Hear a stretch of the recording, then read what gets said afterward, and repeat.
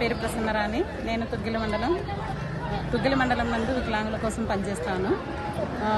మాకు సంబంధించి దాదాపు 2-3 సంవత్సరాల నుంచి కూడా మాకంటూ పరికరాలు లేవు. మేము ఎక్కడికన్నా బయటికి పోవాలంటే కూడా మాకు ఏడీ ఆఫీస్ నందు పరికరాలు లేవు. కావున మాకు మొట్టమొదట మేము పరికరాలు ఉంటే బయటికి వెళ్ళగలుగుతాము. పరికరాలు తొందరగా ప్రభుత్వం చొరవ తీసుకొని మాకు అందేటట్లు చూడాలని చూస్తూ ఉన్నాము. అలాగనే ఇప్పుడు స్కూటీస్ అన్నారు. ఈ స్కూటీలకి అప్లై చేయడానికి చాలామంది అప్లై చేసి ఉంటారు. కానీ ఎలిజిబుల్ ఉన్న వాళ్ళకే ఇస్తే బాగుంటుంది. గ్రామీణ ప్రాంతాల్లో ఉన్న వాళ్ళకి వాళ్ళు నిజంగా పని చేసుకుంటున్నారా లేదా అనేది చూసి వాళ్ళకి ఇస్తే బాగుంటుందని ఆలోచిస్తున్నాము. అలాగనే మాకు గతంలోన సబ్సిడీ లోన్స్ అనేవి ఉండేవి. ఏడీ ఆఫీస్ నుంచి ఇంతవరకు కూడా దాదాపు 10 సంవత్సరాలు అవుతుంది. మాకు సబ్సిడీ లోన్స్ అనేవి ఎంత మాత్రం కూడా గ్రామీణ ప్రాంతాల్లోకి అమల్లోకి రాలేదు. ఈ సబ్సిడీ లోన్స్ అనేవి కూడా వికలాంగుల సంక్షేమ శాఖకి ప్రభుత్వం ద్వారా పంపిస్తే మాకు గ్రామీణ ప్రాంతాల్లో వాళ్ళకి అదే అందుతుందని మేము ఆశిస్తూ ఉన్నాము. అలాగనే ఇప్పుడు బ్యాక్లాగ్ పోస్టులకు సంబంధించి కూడా త్వరలోనే ఇది జీవో పాస్ చేసి ఈ బ్యాక్లాగ్ పోస్టులకి అర్హులైన వారందరికి కూడా ఇస్తే చాలా మంచిగా ఉంటుందని తెలియజేస్తూ, అలాగనే వికలాంగులు పెళ్లి చేసుకుంటే గతంలో ఒక 8 సంవత్సరాల కిందట ఉండింది. అందులో నేను కూడా ఎలిజిబుల్ అయ్యాను. అలాగనే ఇప్పుడు వికలాంగులు వివాహం చేసుకునే వారికి కూడా పెళ్లి కానుక అనేది ఇస్తే బాగుంటుందని ఆలోచిస్తున్నాము. కావున ప్రభుత్వము మా సమస్యల పైన ఆలోచించి ఇవి అమల్లోకి తీసుకురావాలని కోరుతున్నాము. జై హింద్. నా పేరు చాంతాష, గ్రామీణ బ్యాంకు జనరల్ సెక్రటరీ. బ్యాంకు పరంగా మాకు కొన్ని ప్రాబ్లమ్స్ ఉన్నాయి. అవి మా దృష్టికి మా హెడ్ ఆఫీస్ తీసుకెళ్ళాము. అవి వాళ్ళు పరిష్కరిస్తున్నారు. బ్యాంక్ కాబట్టి, సెంట్రల్ గవర్నమెంట్ కాబట్టి, భాషన్న చెప్పినట్లు స్టేట్ గవర్నమెంట్లో ఉన్న సమస్యలు, సెంట్రల్ గవర్నమెంట్ సమస్యలు చాలా డిఫరెంట్గా ఉంటాయి. అవి ఇక్కడ పెడితే మనకు ఇప్పుడు ఇక్కడ జరిగేది మాత్రం ఓన్లీ స్టేట్ గవర్నమెంట్ సమస్యలు కాబట్టి కొన్ని ఇక్కడ అందించడం జరిగింది మా సమస్యలు. ఇంకా కొన్ని సెంట్రల్ గవర్నమెంట్ సంబంధించింది మా హెడ్ ఆఫీస్లో ఇవ్వడానికి మా కొంతమంది మెంబర్స్ని పంపించడం జరిగింది. ఇక మా బ్యాంక్ సంబంధించిన డిజేబుల్ పర్సన్స్ని ముఖ్యంగా గౌరవించాల్సిందిగా విజ్ఞప్తి చేస్తున్నాము. వికలాంగుడు అంటే సమాజంలో కించపరిచే విధంగా కాకుండా కొద్దిగా గౌరవిస్తే బెటర్. నేను గ్రామీణ బ్యాంకులో అసిస్టెంట్ మేనేజర్గా పనిచేస్తున్నాను. మొదట నన్ను చూస్తే ఫస్ట్ ఒక విధంగా మాట్లాడతారు, నా పదవి చెప్తే ఒక విధంగా గౌరవంగా మాట్లాడుతున్నారు. సమాజంలో అట్లా వికలాంగుని విధంగా కాకుండా పదవితో గౌరవించకుండా వికలాంగునితో గౌరవిస్తే బాగుంటుందని సమాజానికి ఒక విన్నపం చేస్తున్నాను. ఇది మాత్రం అందరూ ప్రజలు గమనించాల్సిందిగా కోరుతున్నాను. Thank you very much. 56వ అంతర్జాతీయ విభిన్న ప్రతిభావంతుల దినోత్సవం సందర్భంగా జిల్లా, రాష్ట్ర, దేశ స్థాయిలోని విభిన్న ప్రతిభావంతులందరూ కూడా తెలుగుదేశం పార్టీ విభిన్న ప్రతిభావంతుల విభాగం ప్రత్యేక అభినందనలు తెలియజేస్తూ ఉంది. ఈరోజు కర్నూలు కలెక్టరేటు సునా ఆడిటోరియంలో ప్రభుత్వ ఆధ్వర్యంలో 66వ అంతర్జాతీయ విభిన్న ప్రతిభావంతుల దినోత్సవం ఘనంగా నిర్వహించుకోవడం జరిగింది. మరి ఈ సందర్భంగా తెలుగుదేశం పార్టీ విభిన్న ప్రతిభావంతుల విభాగం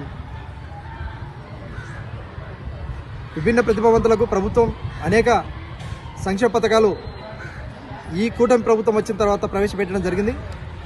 వాటితో పాటుగా కొన్ని మరీ ఈ సందర్భంగా అనేక మంది విభిన్న ప్రతిభావంతులు కూడా అధికారుల దృష్టికి, నాయకుల దృష్టికి తీసుకురావడం జరిగింది.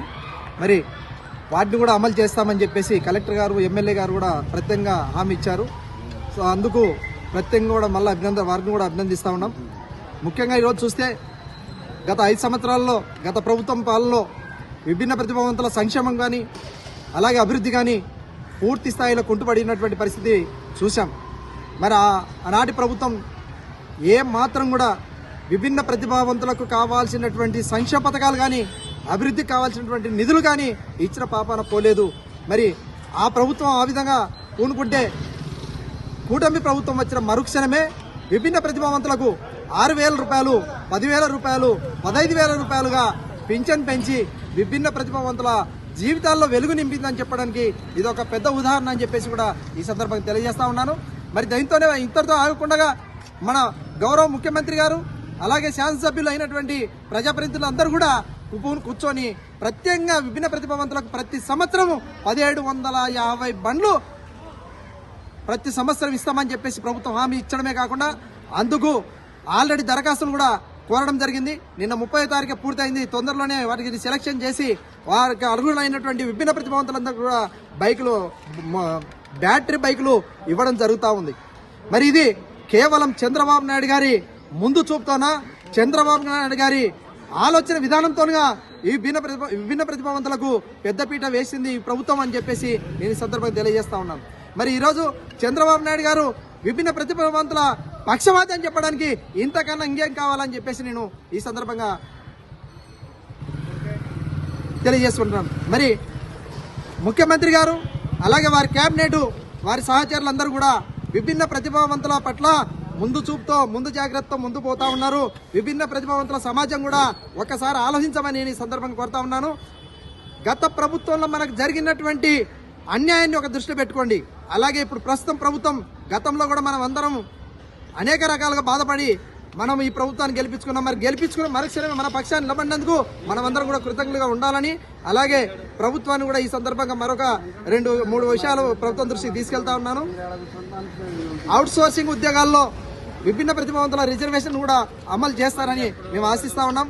అలాగే జీవో నెంబర్, గత ప్రభుత్వం జీవో నెంబర్ 77 తీసుకొచ్చి విభిన్న ప్రతిభావంతుల పోస్టులు ఏవైతే మిగిలిపోయి ఉంటే ఆ ఉద్యోగాలన్నీ కూడా నార్మల్ క్యాండిడేట్లతో భర్తీ చేసి ఆ విభిన్న ప్రతిభావంతుల కడుపు కొట్టినటువంటి దుర్మార్గమైన ప్రభుత్వం అది. ఆ 77 జీవో నెంబర్ 77ని రద్దు చేసి విభిన్న ప్రతిభావంతులకు గత ప్రభుత్వం ఎవరితోనైతే నార్మల్ క్యాండిడేట్తో భర్తీ చేసిందో వాళ్ళని రద్దు చేసి మళ్ళీ విభిన్న ప్రతిభావంతులతోనే ఆ ఉద్యోగాలు భర్తీ చేస్తే ఇంకా బాగుంటుందని విభిన్న ప్రతిభావంతులు కోరుతా ఉన్నారు. అందుకు ప్రభుత్వం కూడా ఆ విధంగా ఆలోచిస్తుందని చెప్పేసి నేను ఆశిస్తా ఉన్నాను. అలాగే ఇప్పుడు ఇంటి స్థలాలు ఇస్తూనే ఉంది ప్రభుత్వం. అందులోన విభిన్న ప్రతిభావంతుల కాలం కానీ, జెండర్ 3 కాలం కానీ అధికారులు కొంత మిస్ చేశారు. కాబట్టి అధికార యంత్రాంగాన్ని నేను కోరుతా ఉన్నాను, తక్షణమే విభిన్న ప్రతిభావంతుల ఇంటి స్థలాల కోసం ఆ అప్లికేషన్లో విభిన్న ప్రతిభావంతులు, ట్రాన్స్జెండర్ కాలాన్ని కూడా దాంట్లో చేర్చాలని చెప్పేసి ఈ సందర్భంగా అధికారులను కూడా కోరుతా ఉన్నాను. అలాగే ఇప్పుడు వరకు అందులు కానీ, బదిలీలు కానీ, మరి ఇతర విభిన్న ప్రతిభావంతులు అధికారుల ఎమ్మెల్యేల దృష్టికి, జిల్లా జాయింట్ కలెక్టర్ దృష్టికి, అలాగే అధికారుల దృష్టికి ఏవైతే సమస్యలు తీసుకొచ్చారో వాటన్నిటిని కూడా పరిష్కరించి విభిన్న ప్రతిభావంతులకు పెద్దపీట వేస్తారని కూడా ఈ సందర్భంగా మనవి చేస్తూ, ఎల్లప్ప తెలుగుదేశం పార్టీ విభిన్న ప్రతిభావంతుల విభాగం రాష్ట్ర ప్రధాన కార్యదర్శి. ప్రతిభావంతుల దినోత్సవం ఈరోజు కర్నూలు కలెక్టర్ ఆఫీస్ శూన్యం ఆడిటోరియంలో ఘనంగా నిర్వహించడం జరిగింది. కాకపోతే ఆ సమస్యకు వికలాంగుల ఏడిగా పనిచేసిన మేడం గారు ఇక ముందట ఇతర తప్పుదాలు చేయకుండా అందరికీ ప్రోటోకాల్ ప్రకారం ఆహ్వానించి మీకు గౌరవిస్తానని చెప్పి మాట్లాడడం జరిగింది. మేము సంతోషంగా ఆమెను గౌరవించాము. కాకపోతే మరి మాకు కూడా ఈ నెల 13వ తారీఖున మన ఎమ్మెగనూరు నియోజకవర్గంలో వికలాంగుల వ్యవస్థాపక అధ్యక్షులైన మన్నశ్రీ గౌరవనీయులైన మందకృష్ణ మాది గారు ఆదేశాల మేరకు 13వ తారీఖు ఎమ్మెగనూరు నియోజకవర్గం జిల్లా స్థాయిలో వికలాంగుల దినోత్సవం ఏర్పాటుకు ఆయన వస్తున్నారు. కాబట్టి ఇక్కడ ఉమ్మడి జిల్లా అయినటువంటి నంద్యాల, కర్నూలు జిల్లాకు సంబంధించినటువంటి వికలాంగులు భారీ ఎత్తుగా తరలి వచ్చి ఈ యొక్క కార్యక్రమాన్ని విజయవంతం చేయాలని, అన్నగారి కృషి వల్ల మనం ఈరోజు 6,000, 10,000, 15,000 తింటున్నామంటే దీంట్లో కూడా ఇంకా చాలా డాక్టర్లు చెక్ చేశారు. కానీ 15,000 పెన్షన్ తినే వాళ్ళు అన్ని పనులు చేస్తున్నారు. వాళ్ళని మరి డాక్టర్లు ఏ విధంగా ప్రోత్సహించి మరి వాళ్ళు మరీ ఇంజనీర్గా ప్రకటించి చేశారో అలాంటి వాళ్ళకి మరీ వెరిఫికేషన్ చేసి మాకు న్యాయం చేయాలని ప్రభుత్వం పంపిస్తే ఈ డాక్టర్ల వల్ల నిర్లక్ష్యమో ఏమో కానీ మాకు నిజమైన వికలాంగులకు పర్సెంటేజ్లు తగ్గించి అన్యాయంగా వికలాంగులు కాని వారికి పర్సెంటేజ్లు ఎక్కువ వేస్తూ వాళ్ళని మరీ యథావిధిగా కొనసాగిస్తున్నారు. ప్రభుత్వానికి ఇంత భారీగా నష్టం చేస్తున్నారు. కాబట్టి డాక్టర్లను మీరు కూటమి ప్రభుత్వం ఎందుకు వాళ్ళని నిర్ణయించిందంటే మీరు వాళ్ళని క్షుణ్ణంగా పరిశీలించి ప్రభుత్వానికి గండి కొట్టకుండా నిధులను న్యాయమైన వికలాంగులకే చేకూరేటట్లు చేయాలని పంపిస్తే గతంలో 2010లో 3 డాక్టర్లు ఎంక్వైరీ చేస్తే ఇప్పుడు ఉన్న ప్రభుత్వంలో ఒకటే డాక్టర్ వచ్చి 3 సంతకాలు కనపరుస్తూ పర్సెంటేజ్లు తగ్గిస్తూ వికలాంగులకు ఏ ప్రభుత్వ పథకాలకు అర్హులు కాకుండా చేశారని మా వికలాంగులు చాలా బాధపడుతూ భారీ ఎత్తుగా కూడా ధర్నా చేయడం జరిగినది. దీన్ని మరీ చొరవ తీసుకొని గతంలో ఉన్న ప్రభుత్వం ఇచ్చిన 2010 పర్సెంటేజ్ ప్రకారమే మాకు యథావిధిగా కొనసాగాలి. ఎందుకంటే మా వికలత్వం అనేది మరి మారదు. మరి డాక్టర్లు మరి ఎందుకు తగ్గించినట్లు, ఏదో వాళ్ళకి పెరాలసిస్ అట్లా వచ్చిన వాళ్ళకి ఏదన్నా బాగా నయమైతే వాళ్ళకి పర్సెంటేజ్లు తగ్గిస్తారే కానీ గతంలో ఇచ్చిన వికలాంగుల సర్టిఫికేట్ ఎక్కడ మారవు. కాబట్టి అవి మాకు కలెక్టర్ గారు కూడా ఈ మీటింగ్ సందర్భంగా తెలియజేశారు. మరి ఏదన్నా తప్పులు దావలు జరిగింటే వాళ్ళకి యథావిధిగా పాత పర్సెంటేజ్లో కొనసాగేటట్లా న్యాయం చేస్తానని కూడా మనకి ఈ సభాముఖంగా తెలియజేశారు. ఇట్లు నా పేరు బీసీ సోమన్న, కర్నూలు జిల్లా అధ్యక్షుడు, వికలాంగుల హక్కుల పోరాట సమితి. 56వ అంతర్జాతీయ విభిన్న ప్రతిభావంతుల దినోత్సవం సందర్భంగా మేము ప్రధానంగా కొన్ని డిమాండ్లు రిప్రజెంటేషన్ ఇవ్వడం జరిగింది మన గౌరవ కలెక్టర్ కర్నూలు జిల్లా మేడం గారికి. ఎందుకంటే మేము OH divyang employee welfare association నుంచి ఒక రిప్రజెంటేషన్ ఇవ్వడం జరిగింది. ఎందుకంటే ఓహెచ్ అంటే ఆర్థోపెడికల్లీ హ్యాండిక్యాప్డ్ వీళ్ళు చాలా రకాలుగా, అంటే కొంతమందికి కాళ్ళు కానీ, కొంతమందికి చేతులు కానీ, కొంతమందికి కాళ్ళు చేతులు 2 కోల్పోయినటువంటి వాళ్ళు ఉంటారు. అంటే మిగతా డిజేబిలిటీ వాళ్ళతో పోలిస్తే వీళ్ళు కొంచెం ఇంకా డిఫరెంట్ అనమాట. కొద్దిమంది వాళ్ళ పనులు వాళ్ళు చేసుకోగలుగుతారు, వీళ్ళు ఒకరి సపోర్ట్ లేదే చేసుకోలేరు అనమాట. అటువంటి వాళ్ళు ఒక ఉద్యోగంలోకి వచ్చిన తర్వాత కూడా కొన్ని సమస్యలు ఎదుర్కోవడం జరుగుతుంది. ఎందుకంటే మనం ఎంతో శ్రమపడి జాబ్ తెచ్చుకున్న తర్వాత ఆ జాబ్ చేసేటప్పుడు కూడా ముఖ్యంగా అంటే ఈ ఫీల్డ్ విజిట్లు ఏవైతే ఉన్నాయో, ఫీల్డ్ విజిట్ల నుంచి మనకి ఓహెచ్ ఎంప్లాయీస్ ఎవరైతే ఉన్నారో వాళ్ళకి ఎగ్జామ్షన్ ఇవ్వాలని మనకి జీవో నెంబర్ 26 అనేది క్లియర్ కట్గా చెప్తుంది. జీవోలు మనము హెడ్ ఆఫీస్ నుంచి చాలా శ్రమతో కూడుకున్న విషయమైనా కానీ హెడ్ ఆఫీస్కి వెళ్ళి ఒక్కొక్క జీవో మేము సెంట్రల్ గవర్నమెంట్ ఏదైతే చెప్పిందో ఆ జీవోని ఒక్కొక్క జీవోని మేము స్టేట్ గవర్నమెంట్తో ఇప్పించుకోవడం జరుగుతుంది. ఆ స్టేట్ గవర్నమెంట్ జీవోని ప్రతి జిల్లా ఆఫీస్లో జిల్లా కలెక్టర్ మేడం గారి దృష్టికి కూడా తీసుకుని వెళ్ళడం జరిగింది. అయినా కూడా మనకి మండలాల్లో మండల్ లెవెల్కి వెళ్తే పైనుంచి జారీ చేసినటువంటి జీవోలు ఇంప్లిమెంటేషన్ జరగడం లేదు. ప్రతి చోట ఈ జీవోలు అనేటివి కట్టలుగా ఇష్యూ అవుతున్నాయి కానీ ఆ కట్టను అట్లనే రిప్రజెంటేషన్లు కానీ ఈ జీవో కాపీస్ని కానీ ఒక మూలన పడేసినారు కానీ దానివల్ల ఫలితం లేనట్లు పోతుంది. ఆ విషయాన్ని మనం ఈరోజు గౌరవ ఎమ్మెల్యే మేడం గౌరచర్త మేడం గారి దృష్టికి కూడా తీసుకోవడం జరిగింది.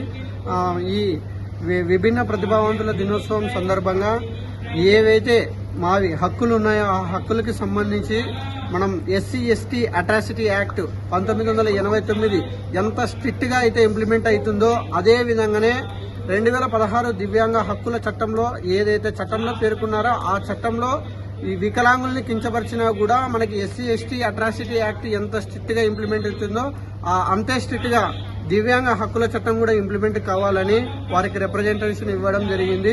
కాబట్టి అందరూ మనకి జిల్లా ఆఫీసర్లు అయితేనేమి, మండల ఆఫీసర్లు అయితేనేమి మాకు సపరేట్గా ఇష్యూ అయ్యేటటువంటి ప్రతి ఒక్క జీవోని కింది స్థాయి వరకు ప్రతి ఎంప్లాయీకి ఏవైతే సౌకర్యాలు కానీ, లేదంటే స్పెషల్ క్యాజువల్ లీవ్స్ కానీ, లేదంటే ప్రత్యేక అలవెన్స్లు కానీ, ప్రమోషన్ల విషయంలో కానీ ప్రతిదీ FRS ఎగ్జామ్షన్ కానీ, ఫీల్డ్కి వెళ్ళినప్పుడు కొంతమంది వెళ్ళలేరు, కొండ ప్రాంతాలు ఉంటాయి, మనకి కొన్ని ఫారెస్ట్ ఏరియాస్ కూడా ఉంటాయి.